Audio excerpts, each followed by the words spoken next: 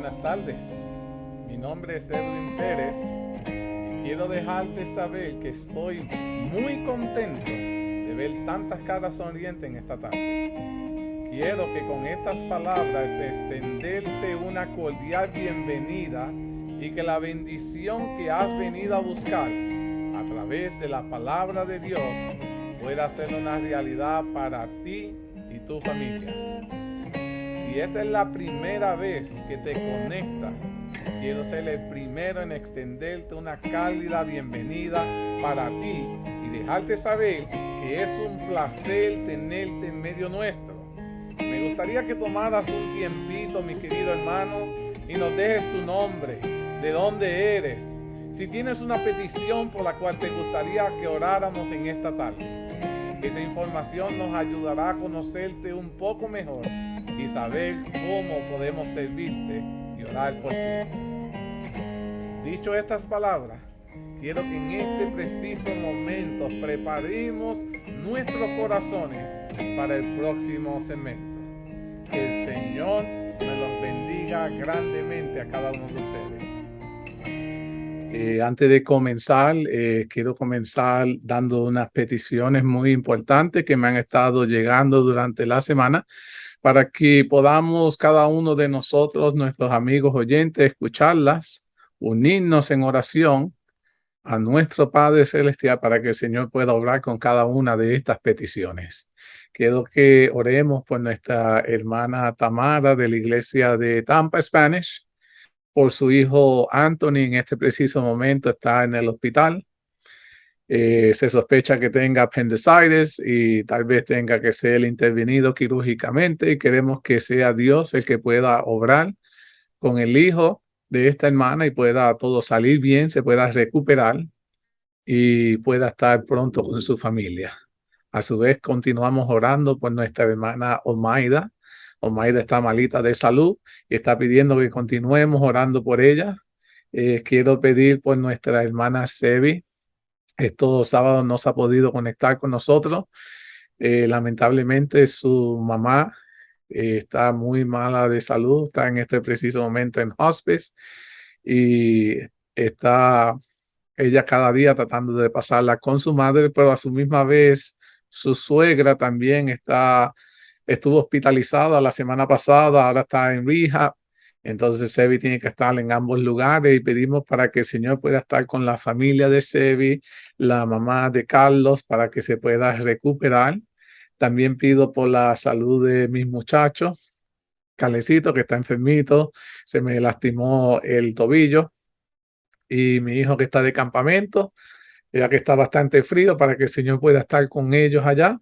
Y también pido para que continúe orando por mi salud, para que mi corazón se pueda restablecer prontamente y así pueda regresar al trabajo. Y así por cada una de las peticiones de los hermanos que se están pidiendo, que se están conectando. Les quiero agradecer a una hermana que se conecta desde Nevada, Las Vegas. Ella está escuchando cada uno de nuestros temas. Nuestros hermanos de México, les quiero enviar saludos. Argentina, Venezuela, nuestros hermanos de Cuba, que también están sintonizándose semana tras semana, viendo cada uno de nuestros estudios. Y continuamos orando para que se puedan conectar más personas y cada uno de estos temas puedan ser relevantes y puedan ser de bendición, no solo para nosotros, sino para nuestros seres queridos. Vamos a inclinar nuestros rostros para que podamos tener una oración y así podamos dar comienzo a nuestro programa. Querido Padre, agradecido estoy por el privilegio que nos das en esta tarde de conectarnos de manera remota, pero creando temas relevantes a nuestros tiempos, para que tú, Señor, te puedas manifestar como nuestro Dios y prepararnos como iglesia para el tiempo del fin. De igual te queremos presentar por cada una de estas peticiones ya mencionadas, por la hermana Tamara, por Sebi, por la hermana Omaida, por mis hijos y por cada una de las peticiones que constantemente estamos siendo recibidas. Queremos, Padre, que tú, Señor, puedas obrar de manera muy especial con cada uno de ellos. Te queremos pedir por Daisy, para la situación en la que ella está pasando con su hija también. Sé tú con cada uno de ellos. Manifiéstate como su Dios en nuestras vidas. Y en esta tarde queremos pedirte que tú seas el invitado de honor en nuestros hogares. No solo te hemos abierto las puertas de nuestros hogares, sino que en este preciso momento te estamos abriendo la puerta de nuestro corazón, para que seas tú el que nos hables a través de un así dice Jehová y podamos ser bendecidos por tu palabra. Todo esto te lo suplicamos, te lo agradecemos, en el maravilloso nombre de Jesús. Amén. Mis queridos hermanos, estamos estudiando el capítulo 9 de Daniel y vamos a darle un toque muy especial a este capítulo 9 y vamos a enfatizarnos en el plan de perdón y salvación dentro de la profecía de las 2300 años, mis queridos hermanos, días por años. Y veremos que el plan de perdón y salvación estaba encerrado en esta larga profecía.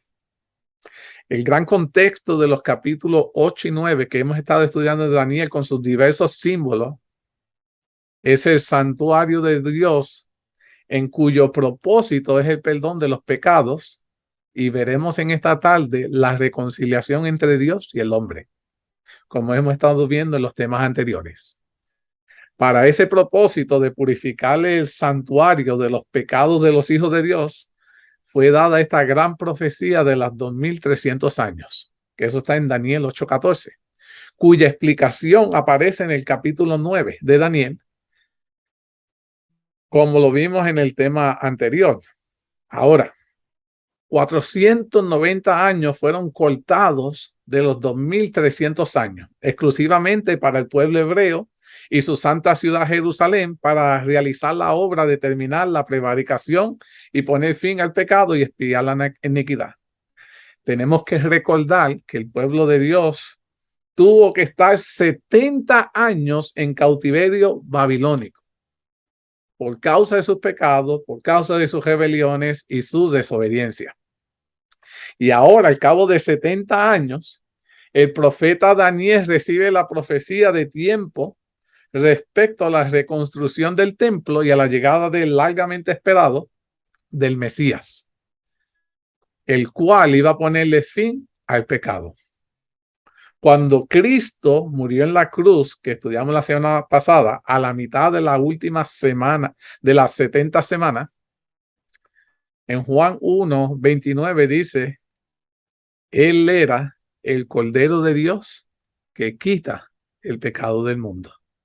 De esta manera, mis queridos hermanos, Jesús se presentó una vez para siempre por el sacrificio de sí mismo para quitar de en medio el pecado. La antigua orden que reinaba entre los hijos de la desobediencia y el mundo antes del diluvio era la siguiente. Esta era cómo vivían antes las personas antes del diluvio. En Génesis 4:24 dice: si 7 veces será vengado Caín, Lamec en verdad 70 veces 7 lo será.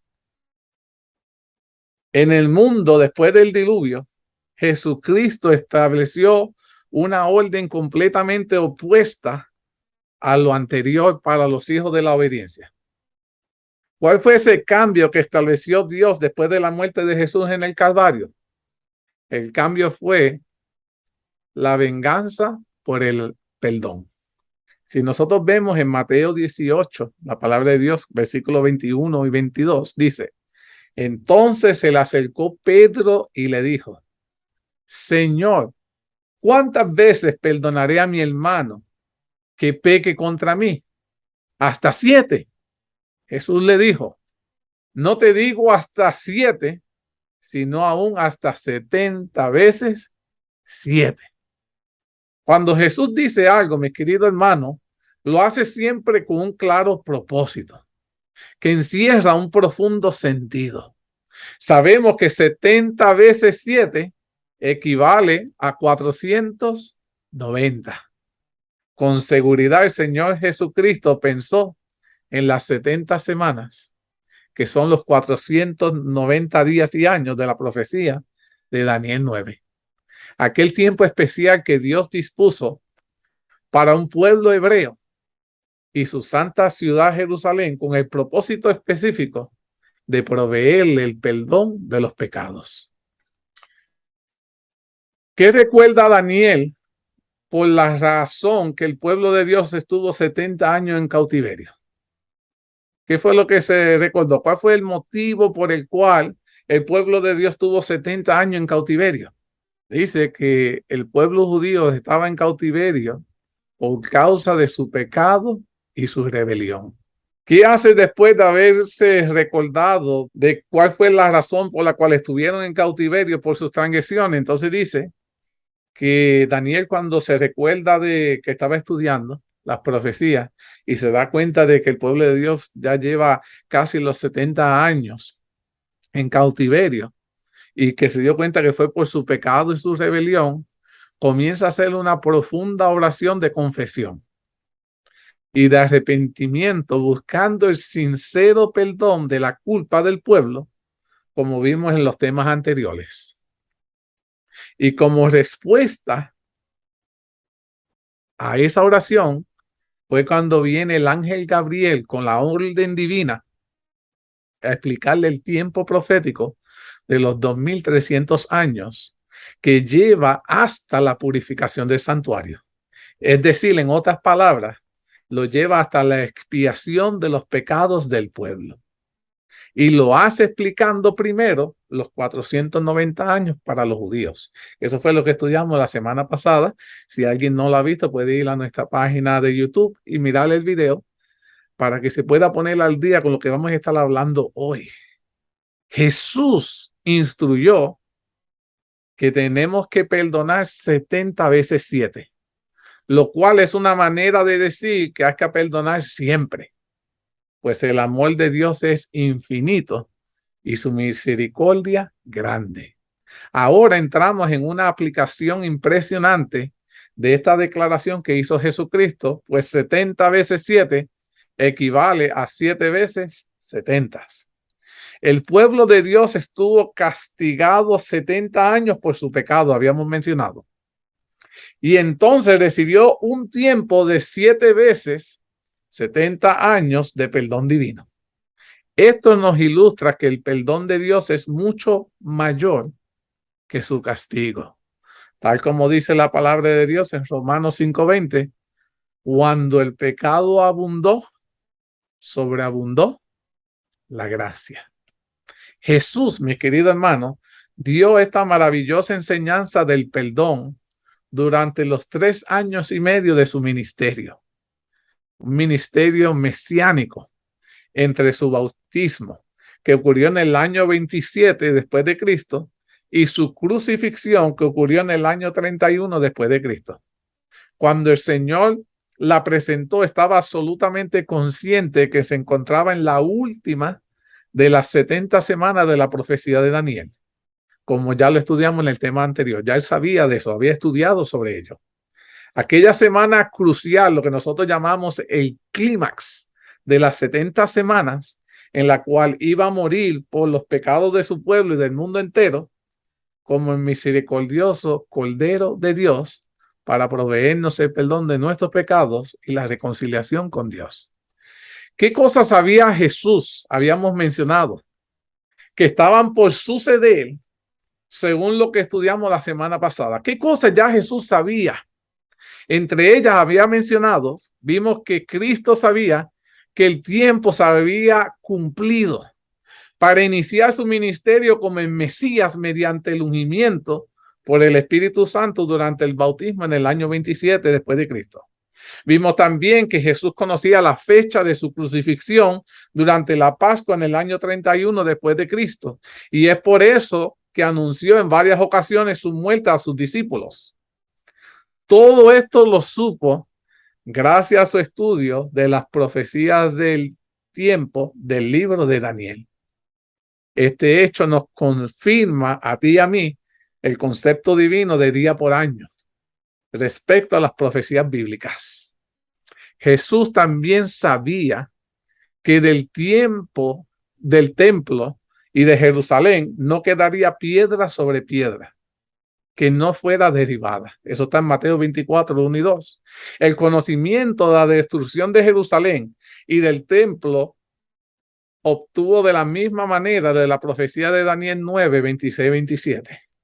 Pero lo interesante de todo esto es que acerca de este evento, Jesús tan solo podía advertir a que presten atención a las señales de su inminente destrucción para que sus seguidores la conozcan y huyeran.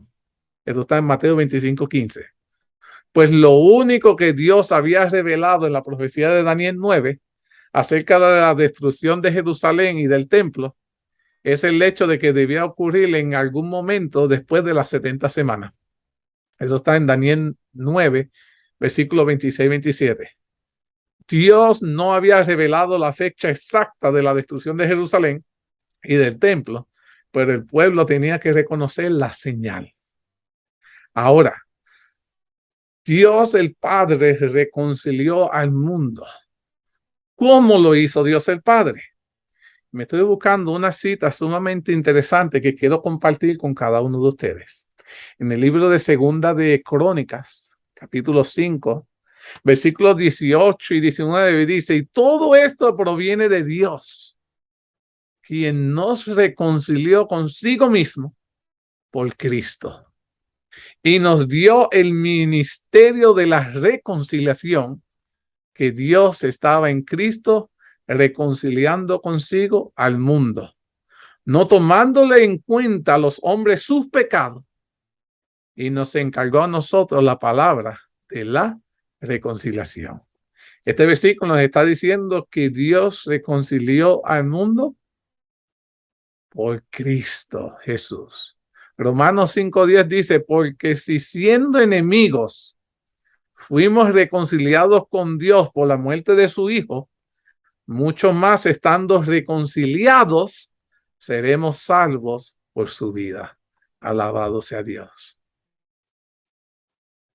Y vamos al otro texto, Colosenses 1:20, y por medio de él, y estamos hablando de Jesús, reconciliar consigo, estamos hablando al Padre, todas las cosas, así las que están en la tierra como las que están en los cielos, haciendo la paz mediante la sangre de su cruz.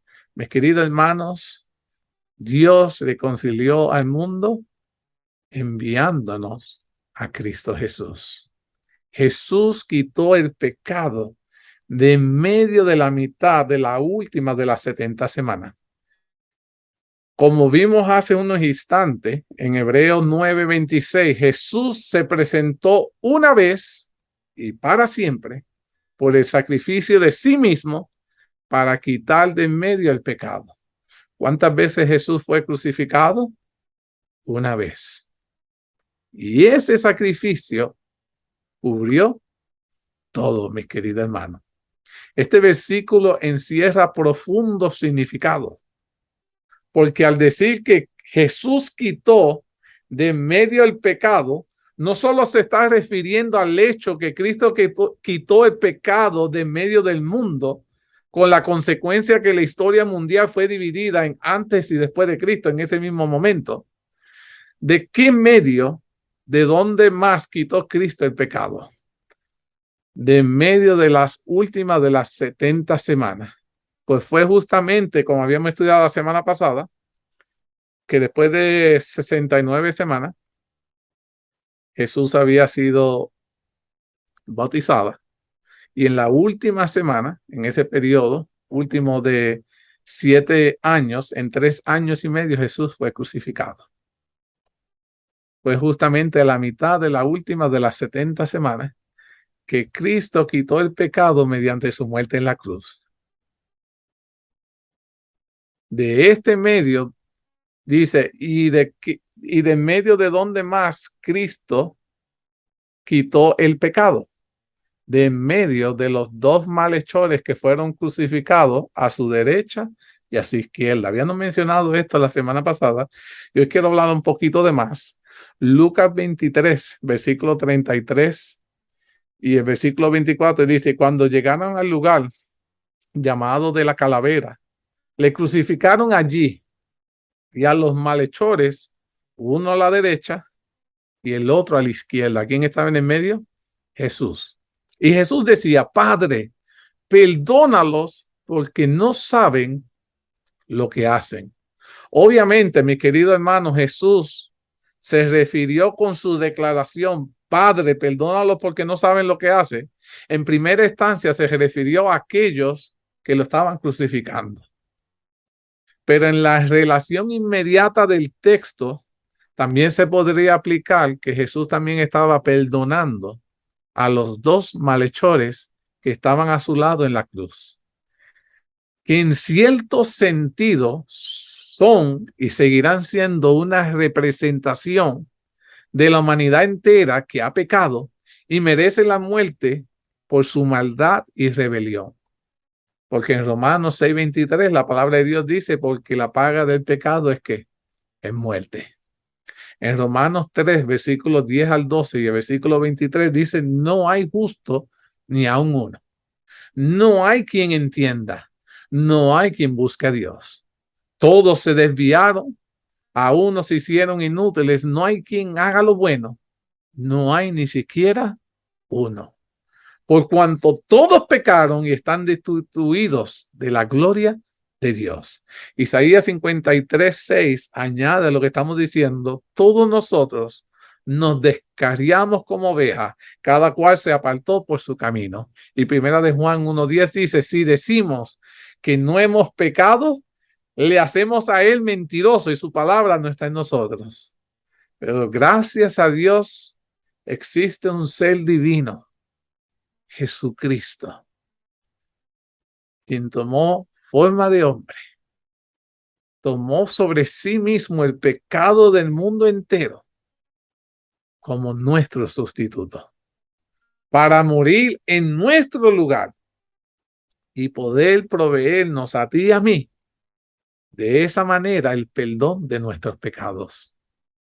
Si nos acercamos a él confiadamente, con un corazón arrepentido y con sincera confesión.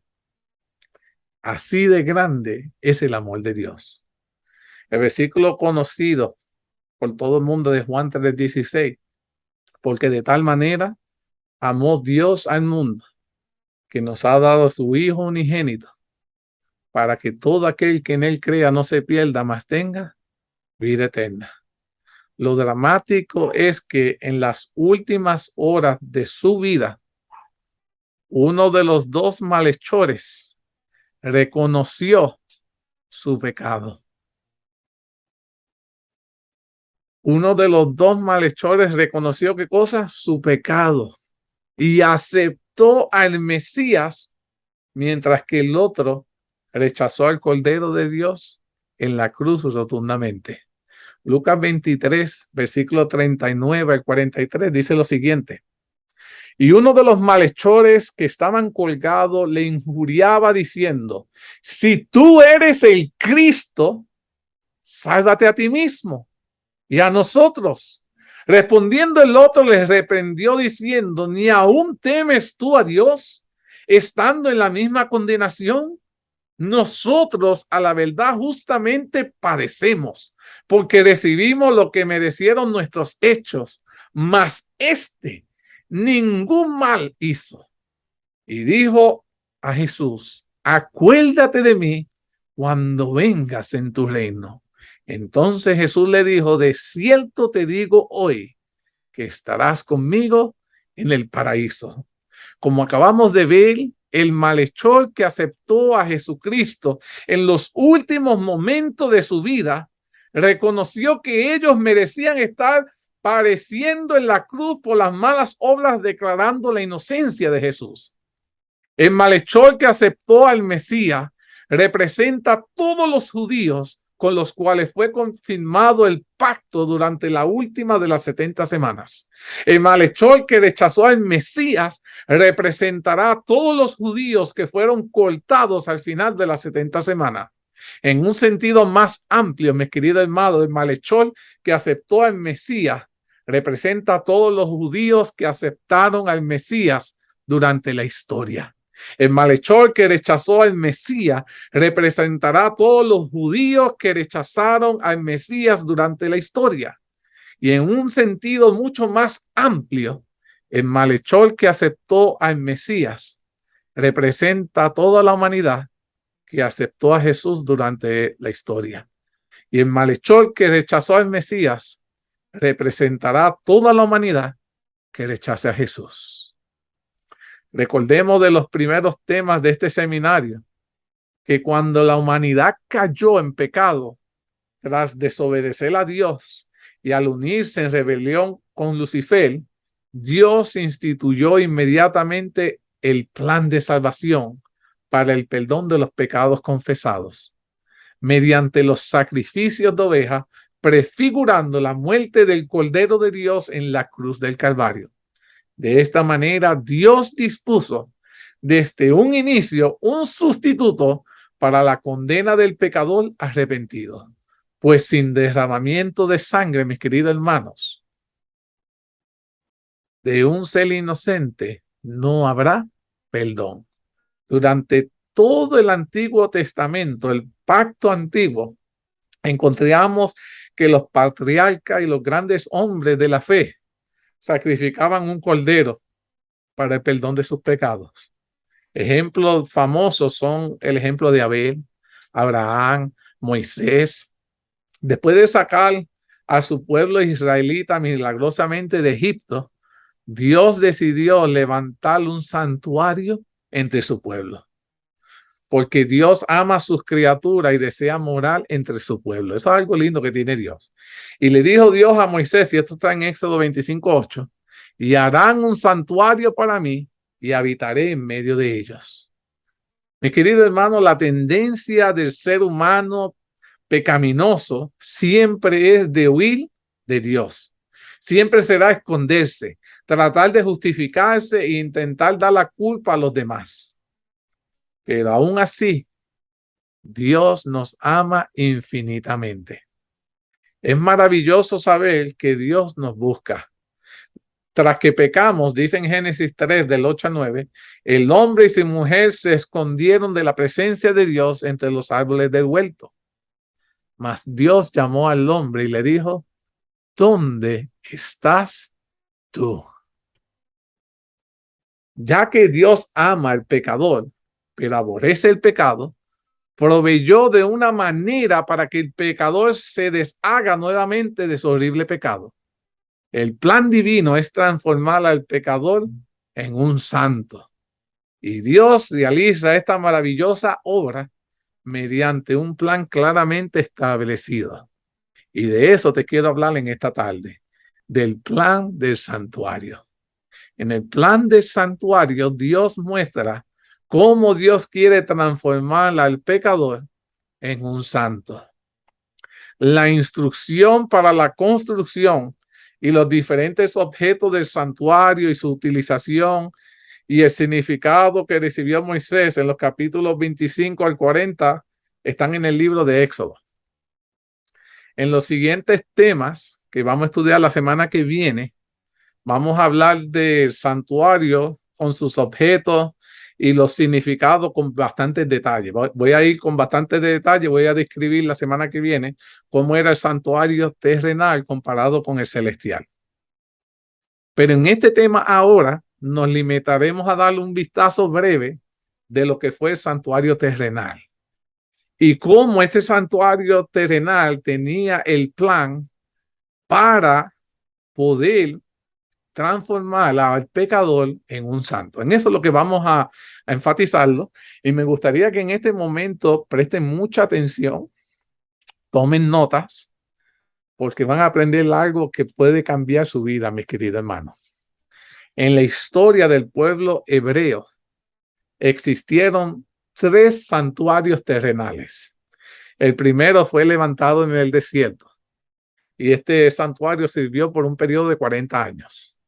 El segundo era el maravilloso templo de Salomón, el cual fue destruido cuando los babilónicos conquistaron a Jerusalén y los llevaron presos por 70 años a Babilonia. Y el tercero fue el templo reconstruido tras el cautiverio babilónico por la orden de los reyes de los Medos de Persa, de Ciro, Darío y Ataeje. Este tercero también fue destruido por los romanos en el año 70 después de Cristo. Ahora, el santuario tenía 3 partes y tenían 7 objetos. El santuario estaba dividido en 3 partes y solo tenían 7 objetos. Y los voy a mencionar de forma breve. La semana que viene vamos a ir en detalle. Número 1, el atrio, o lo que las personas también llamaban el patio.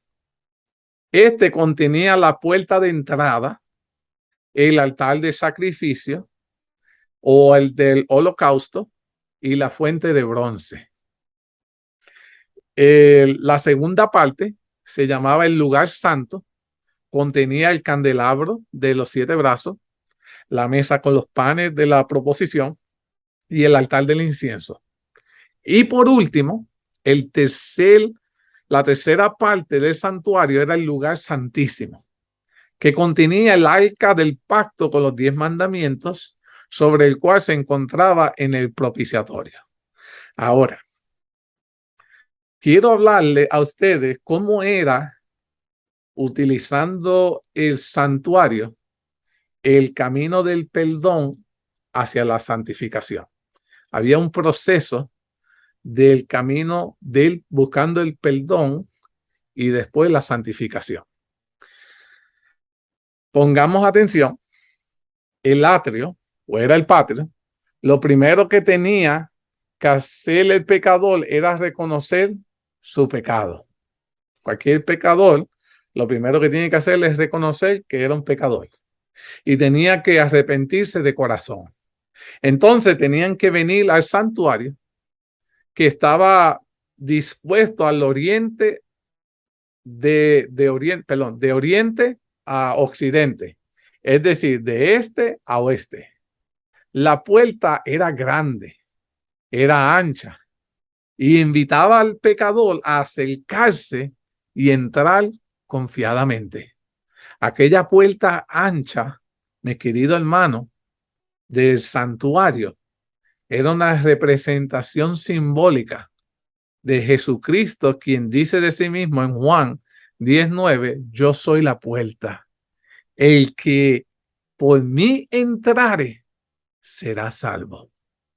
El pecador tenía que traer un animal limpio para el sacrificio. Generalmente se trataba de un cordero. Una vez en el atrio o el patio, el pecador confesaba su pecado poniendo sus manos sobre la cabeza de la oveja. De esta manera transfería simbólicamente su pecado y culpa al animal inocente. Entonces el pecador tenía que coger y degollar al animal inocente. Y a continuación el sacerdote, que era el mediador, rociaba con la sangre algunos objetos del santuario, transfiriendo así el pecado simbólicamente sobre el santuario. De esta manera se contaminaba, ¿qué cosa? El santuario. Y el pecador se iba con el pleno perdón de sus pecados. Eso está en Levítico 4, versículo 27 al 35. El cordero era entonces quemado en el altar de los sacrificios o el altar del holocausto, que se encontraba, yo les mencioné, en el atrio o el patio del santuario. Tras ser sacrificado, siendo una representación de Jesucristo, el Cordero de Dios que quita el pecado del mundo, como lo habíamos dicho en Juan 1:29, en aquel entonces el pueblo de Dios tuvo un entendimiento mucho más claro de lo que eran las terribles consecuencias del pecado, que nosotros hoy en día no tenemos. Porque ellos tuvieron que matar personalmente a animal inocente. De esta manera, tenían siempre presente lo terrible, lo dañino que era la desobediencia hacia Dios. cuyo efecto vendría a ser la muerte de un ser inocente que representaba la muerte del Mesías en la cruz del Calvario. Ahora, ¿cómo toma el cristianismo el pecado hoy en día? Porque antes se sacrificaba y ellos veían el mal que causaba el pecado que ellos cometían, pero ¿cómo el cristianismo toma el pecado hoy? ¿Se toma de la misma manera que antes o es diferente? Debiera eso ponernos a pensar si como tomamos el pecado hoy es diferente a como lo hacíamos antes. Yo le voy a compartir a ustedes mi perspectiva. Hoy en día, la cristiandad toma el pecado de manera muy liviana, ya que en el nuevo pacto nosotros no tenemos que sacrificar animales por nuestros pecados, pues el sacrificio cesó con el verdadero y el gran sacrificio del Hijo de Dios en la cruz. Y muchos cristianos hoy en día juegan con el pecado. ¿Y piensan ustedes que la muerte de Cristo en la cruz debiera entonces disminuir la seriedad del pecado antiguo?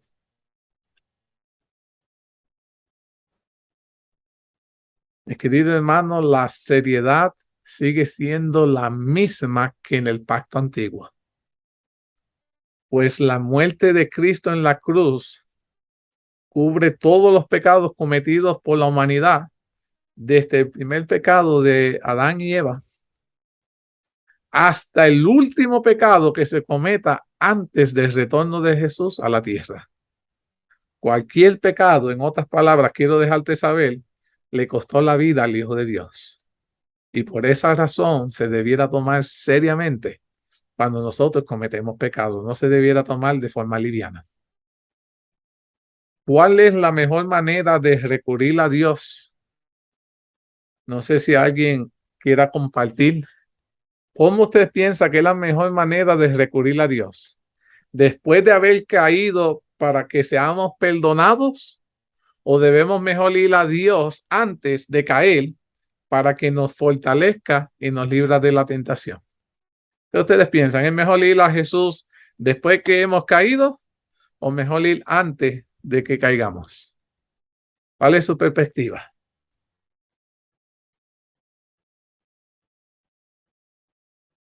Antes. Antes. Mucho mejor que recurrir a Dios después de haber pecado en oración, buscando el perdón, es recurrir a Dios, como dijo Inelis, antes del pecado. Durante la tentación que estamos siendo tentados, ese es el momento de ir a Dios, para buscar en oración la ayuda divina y así poder vencer la prueba. Mucho mejor, yo había leído, es orar a Dios y alabarle por la victoria concedida sobre la tentación que orar a Dios por haber desobedecido nuevamente. Y en esa lectura decía, mucho mejor el pacto antiguo era vencer la tentación con la ayuda de Dios y no tener que degollar la oveja inocente, que pecar y sentir la tremenda culpa y la carga de conciencia y luego tener que matar simbólicamente al Hijo de Dios para transferirle la culpa. Hay muchísimos pasajes en las Sagradas Escrituras que describe en poder de Dios para hacernos vencedores a sus hijos que confían en Él y le buscan en oración. Estuve buscando varias citas y cada una de ellas el Señor nos dice que es mejor ir a Él antes de que caigamos para que Él nos fortalezca y nos dé la victoria a que ir cuando hemos caído. 1 Corintios 10:13 dice, no os ha sobrevenido ninguna tentación que no sea humana, pero fiel es Dios, que no os dejará ser tentado más de lo que podáis resistir, sino que dará también justamente con la tentación la salida para que podáis soportar. Alabado sea Dios. Primera de Juan 3, 6 y 9 dice, todo aquel que permanece en él no peca. Todo aquel que peca no le ha visto ni le ha conocido. Todo aquel que es nacido de Dios no practica el pecado, porque la simiente de Dios permanece en él y no puede pecar porque es nacido de Dios. Efesios 6, del 11 al 18 nos dice cómo Dios nos ayuda para no caer. Dice, vestido de toda la armadura de Dios, para que podáis estar firme contra las acechanzas del diablo, porque no tenemos lucha contra sangre y carne, sino contra principados, contra potestades, contra los gobernadores de las tinieblas de este siglo, contra huestes espirituales de maldad en las regiones celestes. Por tanto, tomad toda la armadura de Dios para que podáis resistir en el día malo, y habiendo acabado todo, estar firme. Estar pues firmes, ceñidos los lomos con la verdad, y vestidos con la coraza de justicia, y los calzados los pies con los aprestos del evangelio de la paz. Sobre todo, tomad el escudo de la fe, con que podáis apagar todos los dardos del fuego del maligno. Y toma el yelmo de la salvación y la espada del Espíritu, que es la palabra de Dios, orando en todo tiempo con toda oración y súplica en el Espíritu, y velando en ello con toda perseverancia y súplica por todos los santos. Mis queridos hermanos, todo esto te lo está diciendo. No te lo está diciendo que lo haga después que caiga. Te lo está diciendo que lo haga antes, durante la tentación, porque el Señor no desea que caigamos.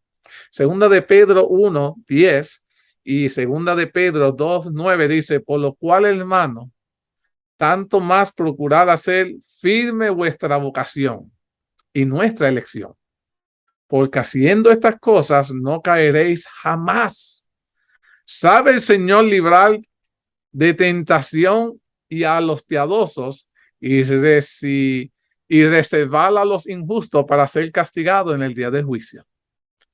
Santiago 1:12 y Santiago 4:7 dice, bienaventurado el varón que soporta la tentación, porque cuando haya resistido la prueba, recibirá la corona de vida que Dios ha prometido a los que le aman.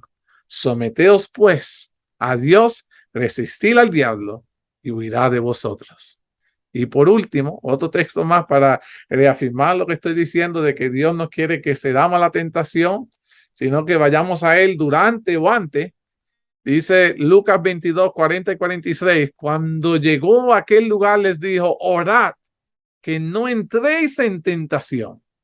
Y les dijo, ¿por qué dormís?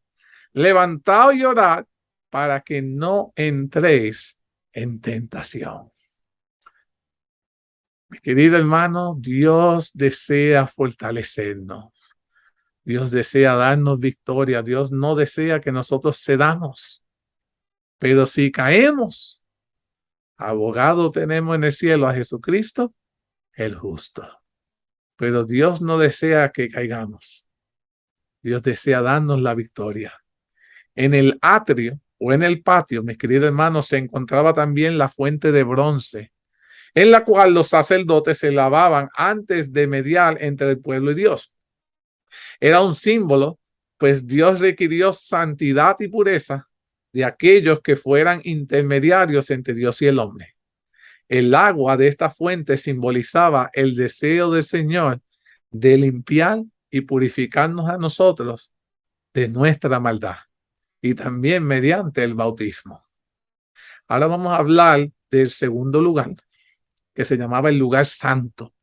En el lugar santo se encontraba el candelero de los 7 brazos llenos de aceite, que siempre alumbraba. Era una representación, por un lado, de Jesús, quien es la verdadera luz del mundo, y el Espíritu Santo, con el cual Cristo fue ungido en su bautismo. Veremos todos estos aspectos más adelante la semana que viene.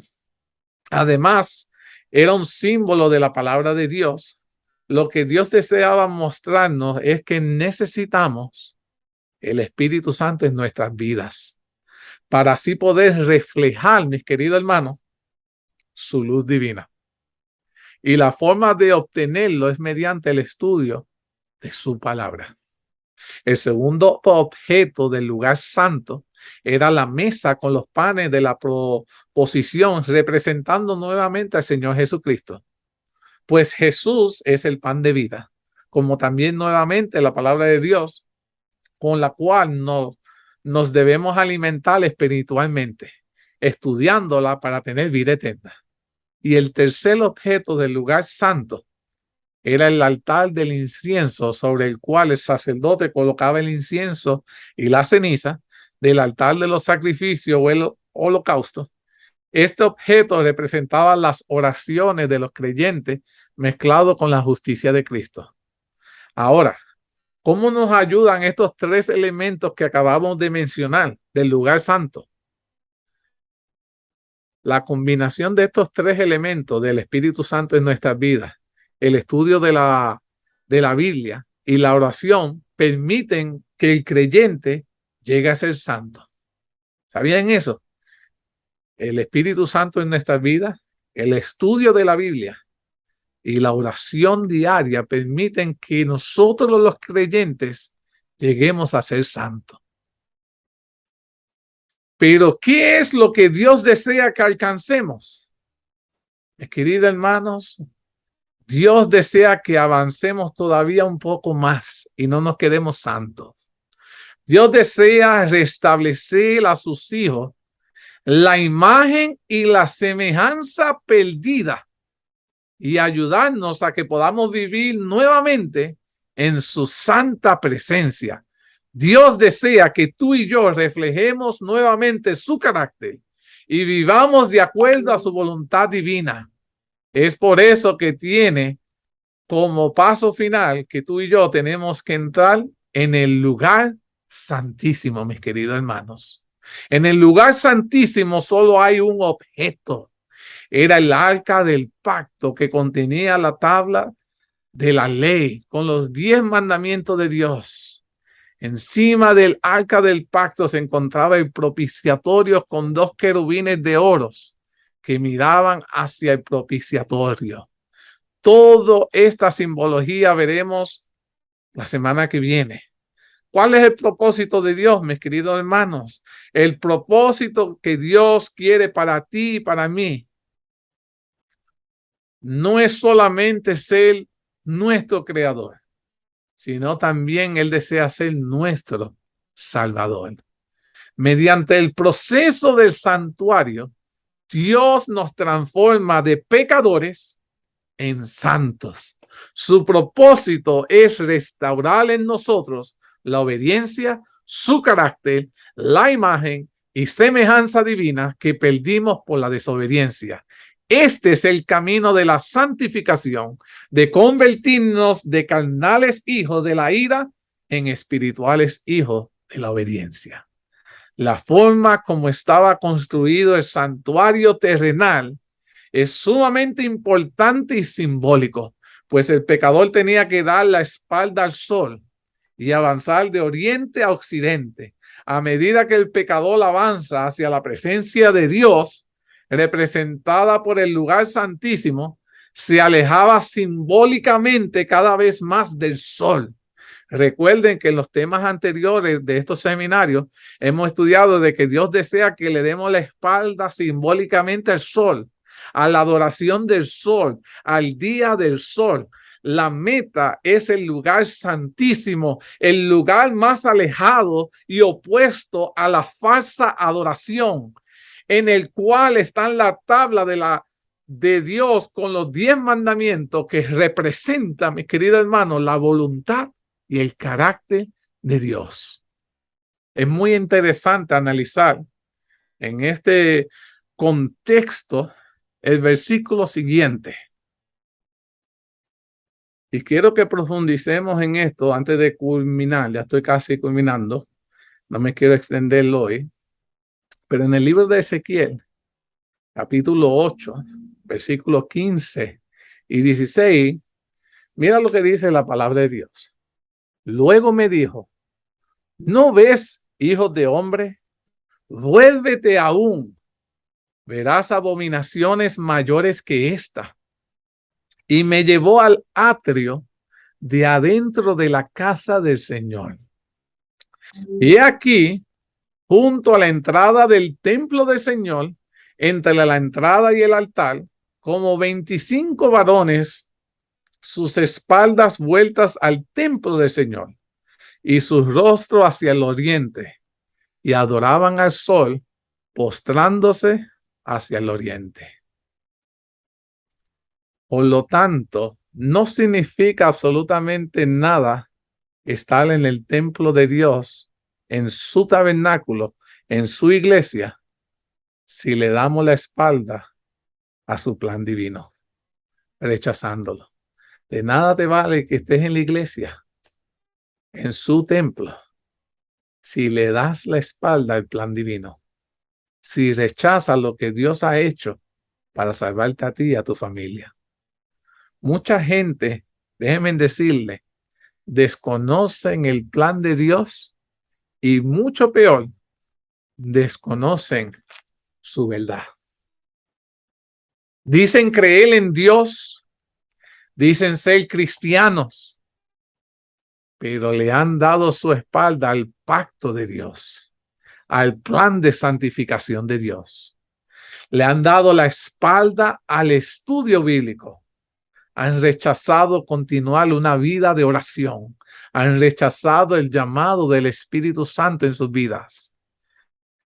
Han rechazado la santa ley divina de los 10 mandamientos. Y sin darse cuenta, mis queridos hermanos, están ahora en una falsa adoración que hacen peligrar sus almas. Y eso es una tragedia. Pero sin saberlo, están adorando al sol indirectamente mediante el descanso del día del sol o el día domingo. El Señor ha hecho un plan y Dios quiere salvarnos a ti y a tu familia. La pregunta es, ¿aceptarás el plan que Dios ha hecho para salvarte? Dios no quiere solo perdonarte y serte santo. Dios quiere restaurar su imagen de ti. Y es por eso que el pueblo de Dios no se puede quedar en el atrio. El pueblo de Dios no se puede quedar en el lugar santo. Dios nos ha llamado a todos a entrar al lugar santísimo, en el cual la imagen de Cristo será restaurada sobre cada uno de nosotros. La pregunta es, ¿a quién tú deseas reflejar en tu vida desde hoy en adelante? Es mi anhelo, es mi oración, que tu decisión en esta tarde pueda ser que tú decidas que sea Jesús el que pueda transformar tu vida. Que sea Jesús el que tome control de nuestras vidas. Con esto quiero culminar porque quiero la semana que viene enfatizar la diferencia de lo que fue el santuario terrenal con el santuario celestial y cómo en la profecía de la purificación, que era lo que Dios se refería con esto. No sé si alguien tenga alguna pregunta, algún comentario. Ok, si no tenemos preguntas o comentarios, vamos a tener una palabra de oración y los espero ver la próxima semana, mis queridos hermanos. Oremos. Querido Padre, agradecido estamos en esta tarde, que nos diste el privilegio de entender que has trazado un plan. Desde el principio nos los has revelado y has querido que esto pueda ser una realidad para nosotros hoy. Te pedimos, te suplicamos que nos ayude a entender este tema. Has querido que nosotros reconociéramos que somos pecadores y necesitamos un Salvador. Has proveído a Cristo Jesús como nuestro Salvador. Nos has permitido tener acceso al atrio para que pudiéramos traer nuestros pecados. Gracias te doy porque a través de tu Hijo amado Jesús, nuestros pecados son limpiados. Pero nos pides que vivamos una vida dedicada al estudio de tu palabra, permitiendo que el Espíritu Santo se manifieste en nosotros y mantengamos una constante comunicación a través de la oración. Gracias te doy porque limpiando de nuestros pecados y comenzar el proceso de la santificación nos permite entrar a tu lugar santísimo, en cuyo lugar quieres trabajar en nuestras vidas para que el carácter de Jesús se pueda ver en cada uno de nosotros. Anhelamos reflejar su rostro, que la gente pueda ver a Jesús en nosotros, en nuestro amor hacia nuestros prójimos. Bendícenos, Padre. Ayúdanos a ir a ti, no cuando caigamos, sino para evitar caer. Fortalécenos en tu palabra. Pero si caemos, permite que Jesús pueda ser nuestro abogado y nos ayude a vivir vidas en las que nos apartemos del mal.